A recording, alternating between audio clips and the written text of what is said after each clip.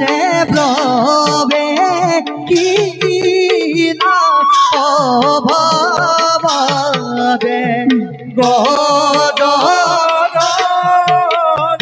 গন হরে ভঙ্গে আহে গণ কঙ্কট অতি ভয়ঙ্কর তথা থাক দিনা জিন্দে তথা দিন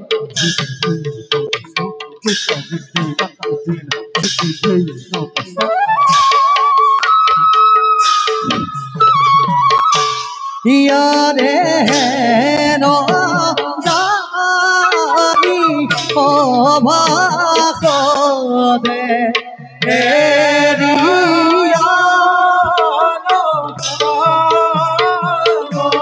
হরে রাম হরি রাম হরি মুরা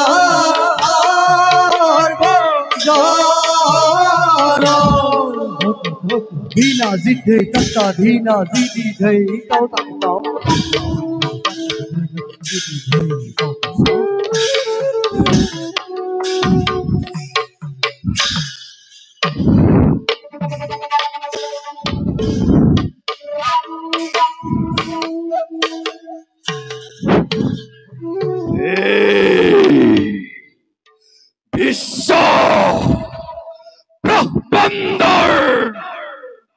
প্রবল প্রতাপী গজকেতুর শ্রেষ্ঠ পুত্রময় নাম মোর সিংহ কেতু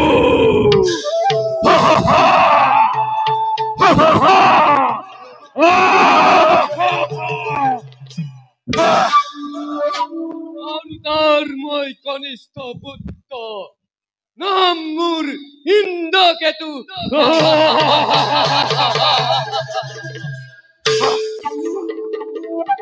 মহারাজ গজকেতু সেনাপতি নাম মোর কনক পঙ্কজ মোর ভয়ত স্বর্গ দেবতা মৈত্র মানব ঐ কম্পমান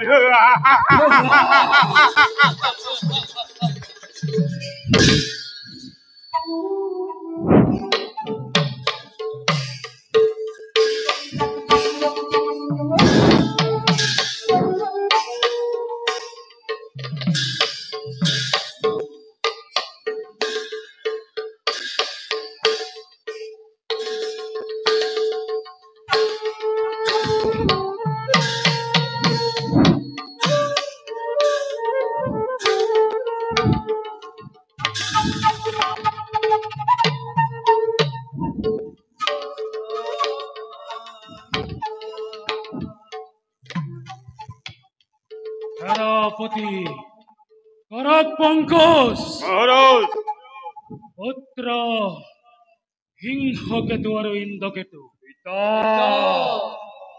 তোমালোকে মোৰ ৰাজ্যৰ অশান্তিৰ কিবা কাৰণ বিচাৰি পাইছানে? নাই মহাৰাজ অশেষ চেষ্টা কৰিও ৰাজ্যত ঘটি থকা অলৌকিক ঘটনাবোৰৰ কাৰণ নিৰ্ধাৰিত কৰিব নাই পৰা মহাৰাজ সৰকাৰ দেবতা দেবতা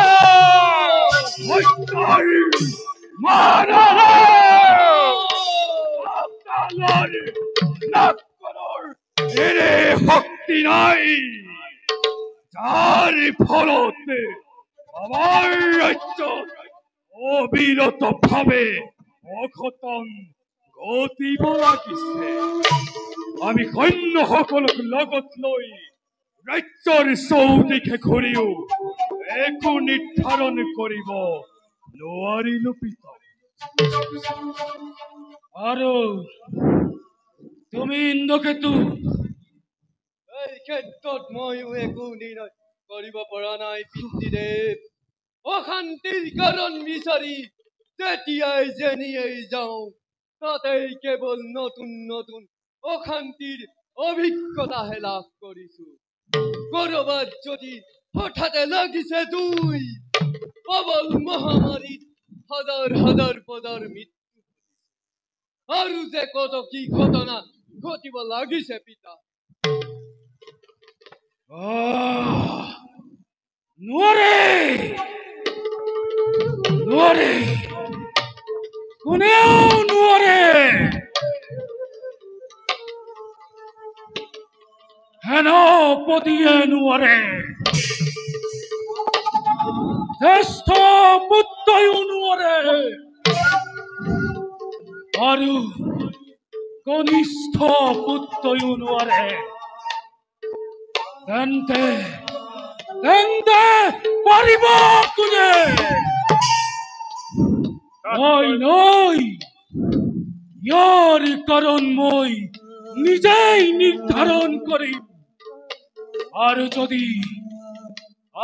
যদি প্ৰয়োজন হয় স্বৰ্গ মৰ্ত্য পাতাল সকলো এক কৰি মোৰ ৰাজ্যৰ অশান্তিৰ কাৰণ মই নিজেই নিৰ্ধাৰণ কৰিম।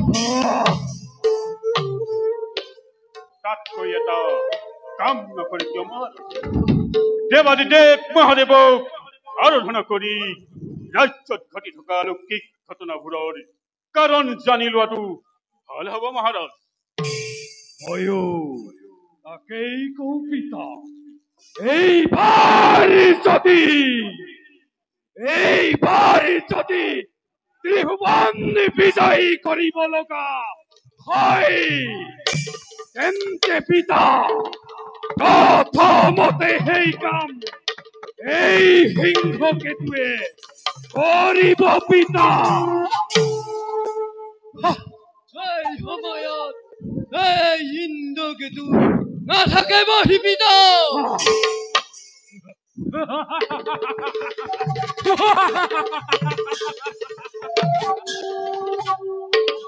হ'ব, উত্তম পৰামৰ্শ।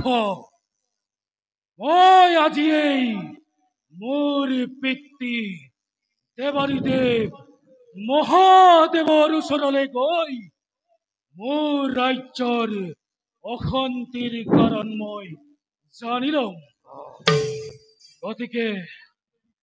গতিকে আৰু পলম কৰাৰ কোনো প্ৰয়োজন নাই। বলা আমি যুদ্ধৰ বাবে কৰোগৈ প্ৰস্তুতি। পিতা।